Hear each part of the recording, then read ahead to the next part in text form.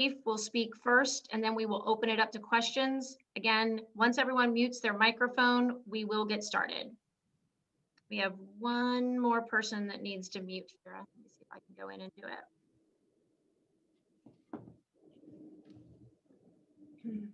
Give me 1 second here, Mayor, before we get started. Okay.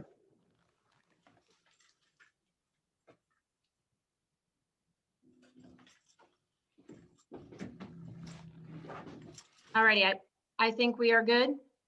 Mayor, if you want to go ahead and begin. Okay, thank you. We are sad and disheartened to report that another teenager has been shot and killed in our city overnight. The circumstances around this are still coming in at this point, and a lot of misinformation has circulated this morning.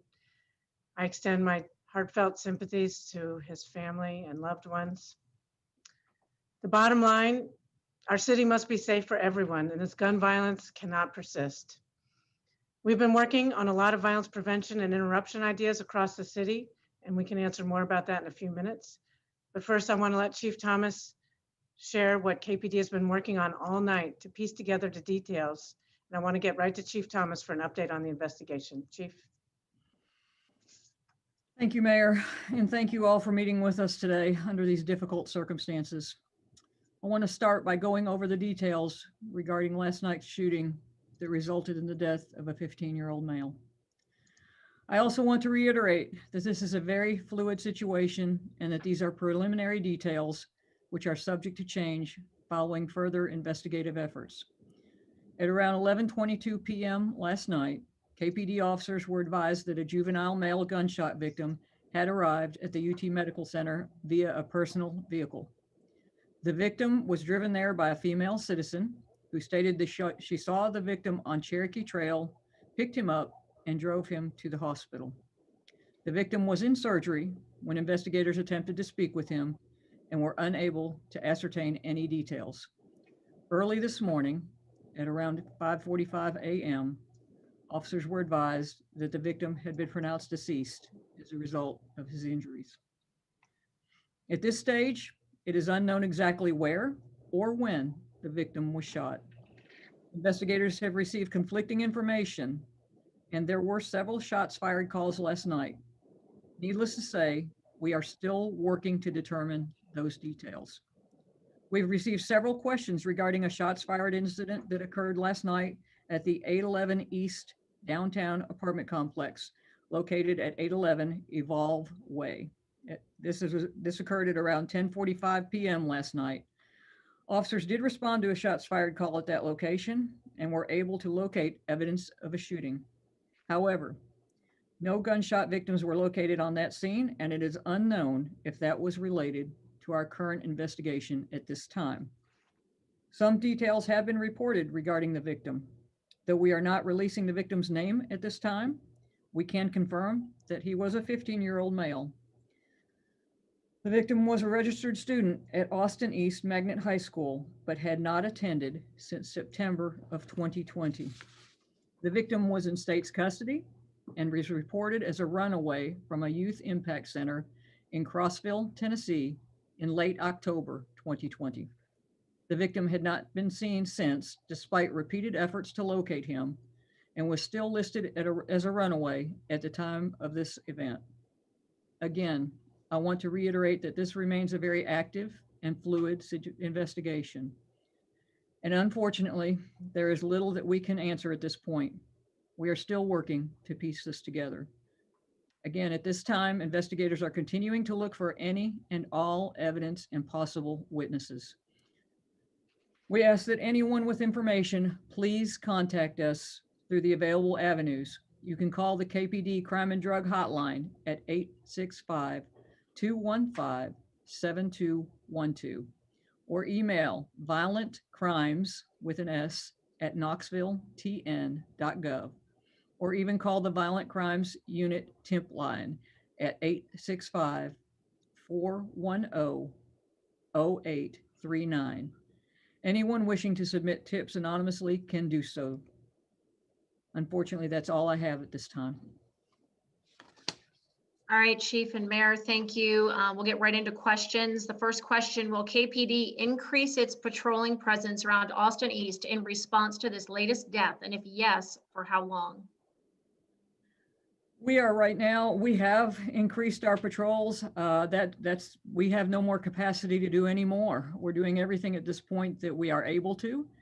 We will continue these patrols as long as we can, but we are, working overtime to continue this effort. And we hope at some point to get a viable tip or have someone from the community step up and give us some information that will help us in these crimes.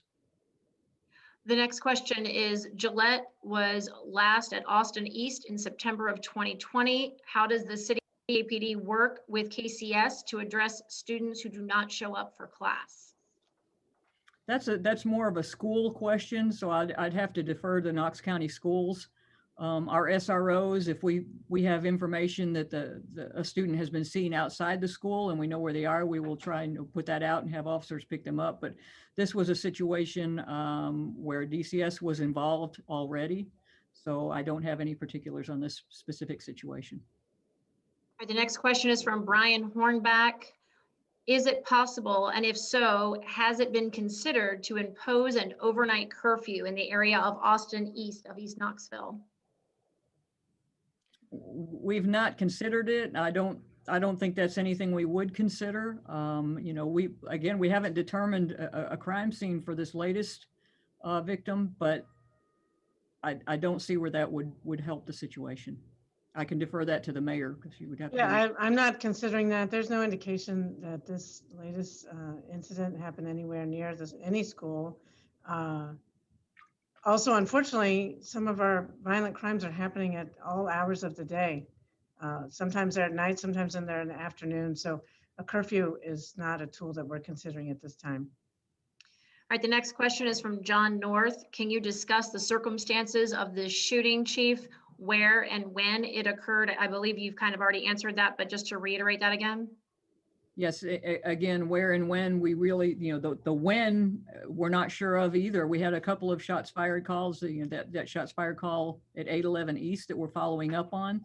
If anybody else has any other further information, maybe they heard some shots and didn't call it in. If they would please call one of those numbers or our email, we would appreciate that information.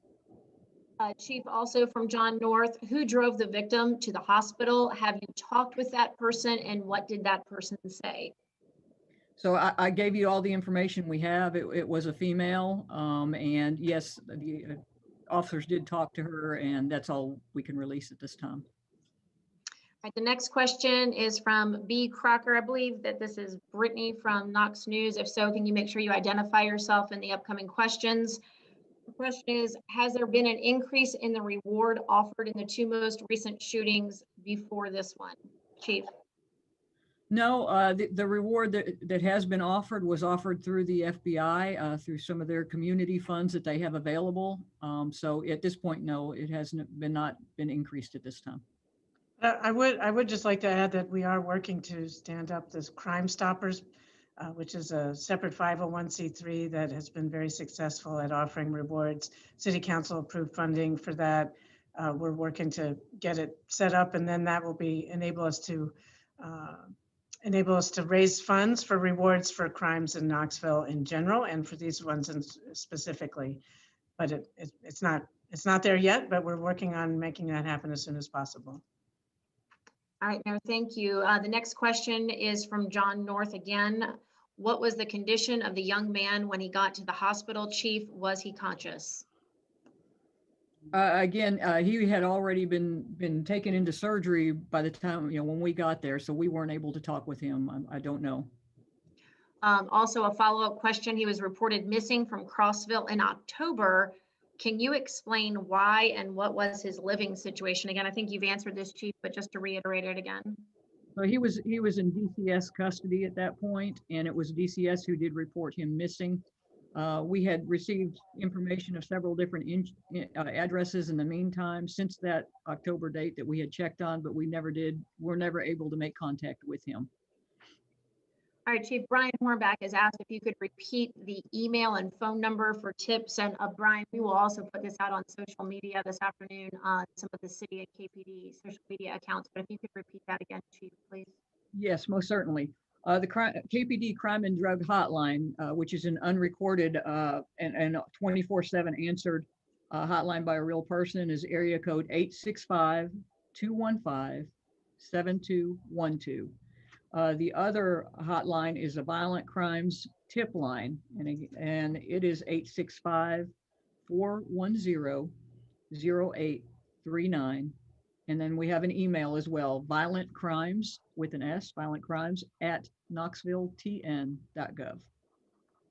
Another follow-up, Chief, I'm sorry, I feel like you've answered this one as well, but just because I think these questions were coming in so quickly, just to make sure it's asked, was it a stranger that brought the victim to the hospital?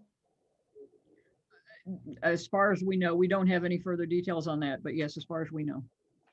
The next question is from John North. If you know, is there any relationship between the 15-year-old teen with the shooting victim, Stanley Freeman Jr. and Janaria Muhammad? We don't have any indication that any are related at this point. Austin from WATE wants to know, is there any indication these victims may have known each other in some capacity? That I don't know. I don't know. All righty, and John North just asked the same question, so I'm going to move on again to the next one. Austin from WATE, you just said that you do not have the capacity to step up patrols in that area. Why not? Is this a lack of resources?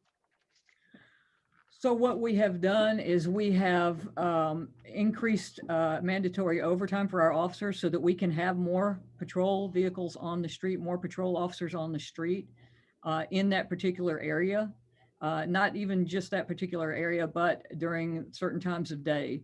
And so we have been responding to crimes all over the city, not just in the East Knox area, but we've had crime south, violent crime south, short south, and we are following up on all of those with this extra manpower that we created through the use of having officers work overtime.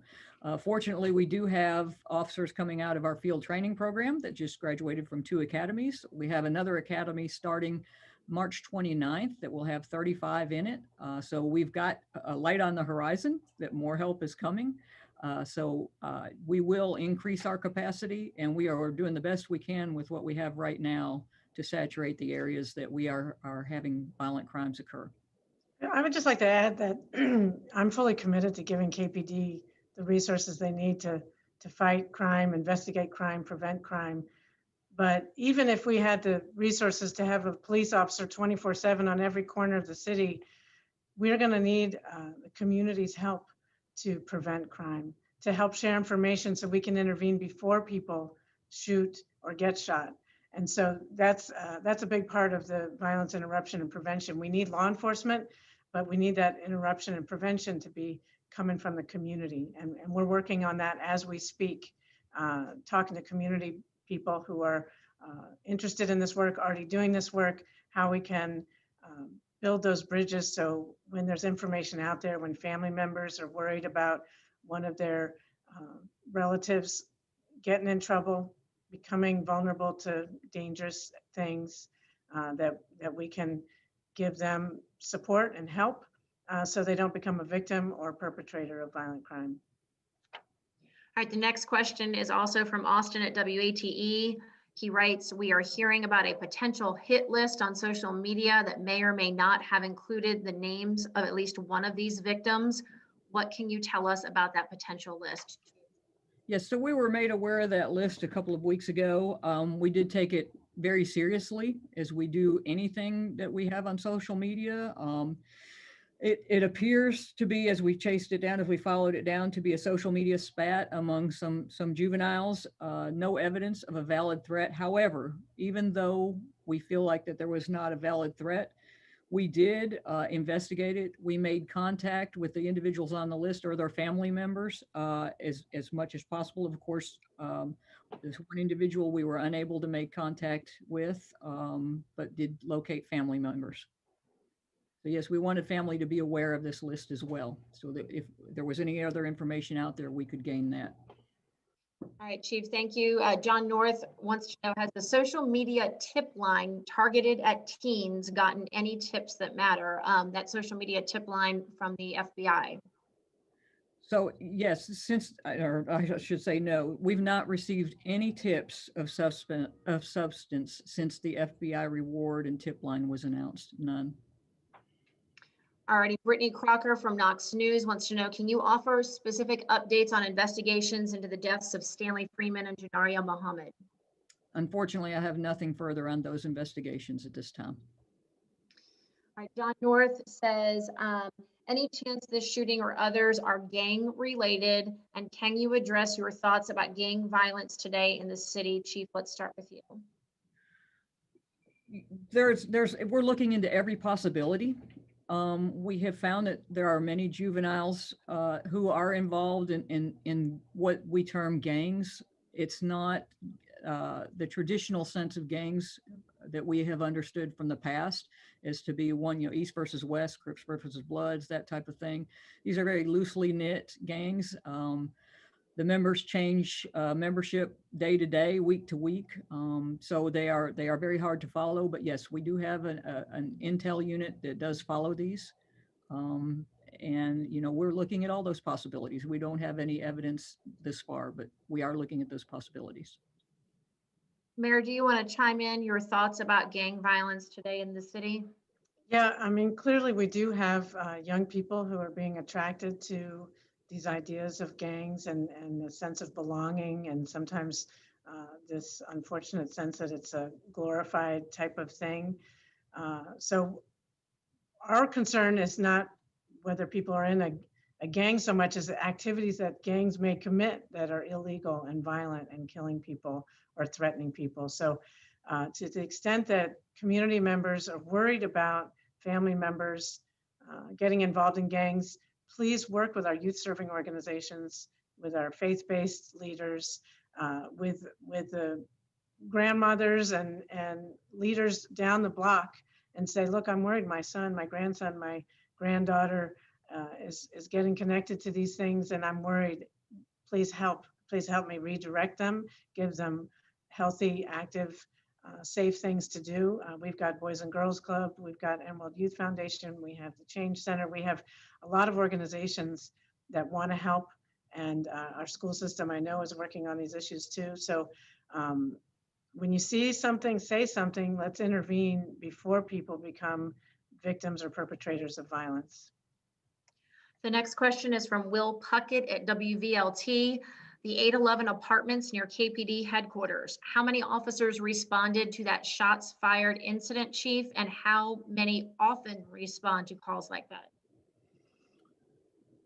I don't have that information right now, but normally a shots fired call, it depends on the details we have. I would normally say at least 2, but again, I don't have that information with me right now. I can have Scott Erlin follow up on that. This next question is from Brittany Crocker at Knox News. The victim's most recent living situation, she wants to know, was KPD not able to contact him, or they did not try to contact him? No, we were not able to contact him. We have tried, we have put out bolos to all our patrol officers. Unfortunately, as a juvenile, we can't spread those to the media. But we had several, as I had stated before, we became aware through intelligence of different addresses where he may have been staying at different times, and we did check those. And what we were never able to catch up with him. The next question is from Scott Barker at the Compass. This is for the Chief. How many times was last night's victim shot? And do you have any information on a weapon? I don't have either. Those questions, I don't have information on either of those. Sorry. The next question is from John North, again to the Chief. You mentioned the victim had been spotted in the Cherokee Trail area. Had there been any shots fired calls in that area last night? Yeah, in the Cherokee Trail area, not that we're aware of. Again, if there is anybody out there who heard something that they did not report, please let us know so we can follow up. As I said, sometimes people hear things and they just don't report it. So you can report it anonymously. Please let us know. But no, we had no reports last night as of yet in the Cherokee Trail area. Austin from WATE wants to ask again, what are the locations or addresses of the other shots fired calls last night?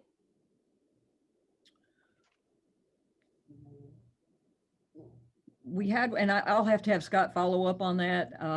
There was one that appeared to be domestic related over in the West District. I can't remember the exact address.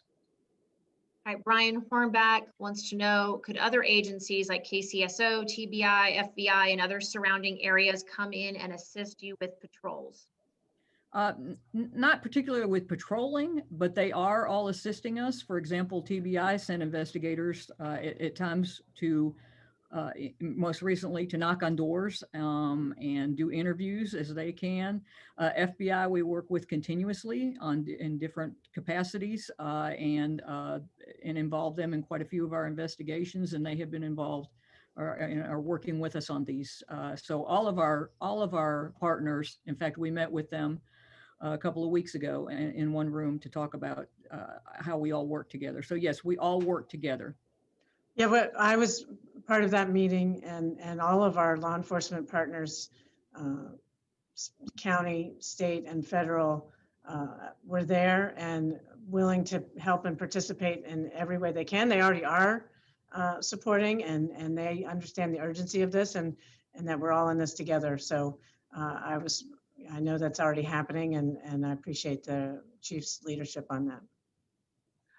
Chief Brittany Crocker with Knox News wants to know, the victim was registered as a student in September of 2020, but then fled a group home in Crossville in October. Did DCS send him to Crossville, or can you provide any context about the location change? That I don't know. That would be a DCS decision, and we don't have insight into that. The next question again, Chief, from John North. Is there a message you would like to give the families of this young man and the other two young victims? Thank you for that opportunity. Yes, we will not rest until those who have committed these violent crimes are brought to justice.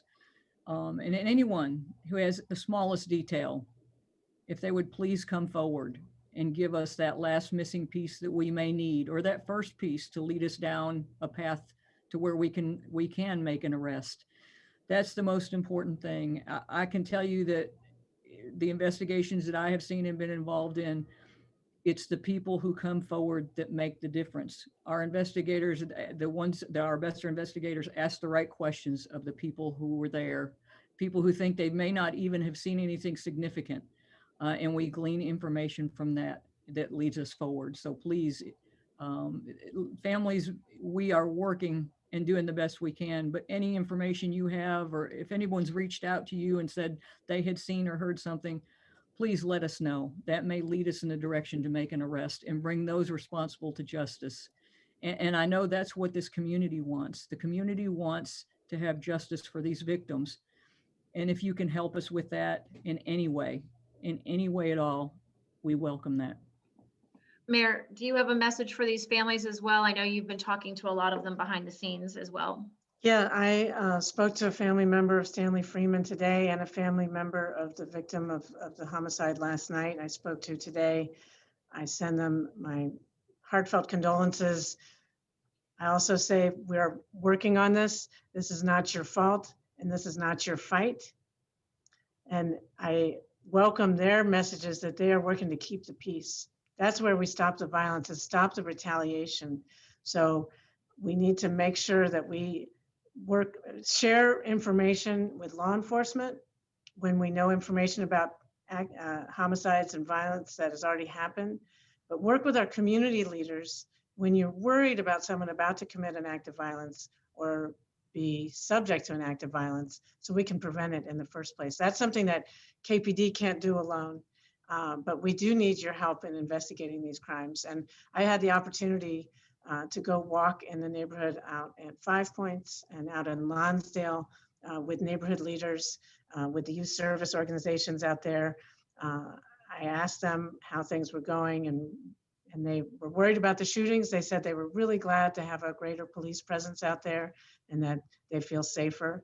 So that's good, but we need to keep it up, and we need to address these crimes and prevent any future ones. So my promise is to the families of these victims is we're working very hard to prevent future violence and to investigate and bring to justice the people who have committed these crimes. All right, this next question is from Will Puckett at WVLT. Again, this is back to the chief and a question that's been asked already, but there's a little bit extra to it. It says, is there any belief these are connected in some way? Are they gang related? We're hearing rumors that there is a quote unquote music rivalry leading to these shootings. So I have personally seen a video. As far as the music rivalry, we're not aware of that. You know, we discussed the possibility of gang relatedness. We haven't been able to develop a nexus yet. That is not out of the realm of possibility. But again, we don't have any evidence to that as of yet. So Hey, again, I'm sorry. yeah, I'm sorry. If anybody has that information, please let us know. A follow-up question is, why do you think you are getting so little information from the community? I wish I knew that, because I understand that relationships need to be built. I understand the negative impact that events last year had on police community relations, as well as the COVID epidemic. You know, being able to meet with people where they are, that has hampered us. But please, this is for justice. This has to do with justice for victims. It has to do with doing the right thing, bringing forth information for the right reasons to bring justice to those victims. All right, Alston from WATE says, we are hearing rumors of shots fired at a parking lot near Sarah Moore Green earlier this week. Can you offer any details on that? So yes, we were made aware of that. We're following up. We don't have a suspect in that yet. If anyone did see that, the victim came to the police department to file a report, did not call us even from the scene. So, you know, again, if there was anybody that saw that or heard anything, please let us know. Cliff Hightower writes, Chief, you said rounds were found at one location last night. Was there any other evidence, such as signs of a struggle or a wounding? So no, we had no victims show up other than our victim who showed up at UT Hospital. So no, we don't have any further on that. And the last question is from John North, or the last one that's on there now. It says, was this young man from last night found with a weapon? Not that I'm aware of. Not that I'm aware of. All righty, any other questions?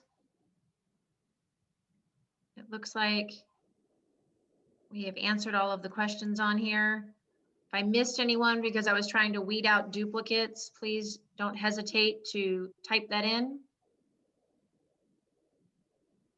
If not, thank you all for joining us today. We appreciate you guys taking the time to talk with the chief and the mayor. If you have any follow-up questions, please let us know. Again, thank you all for joining us, and Mayor and Chief, thank you so much. Thank you. Thank you.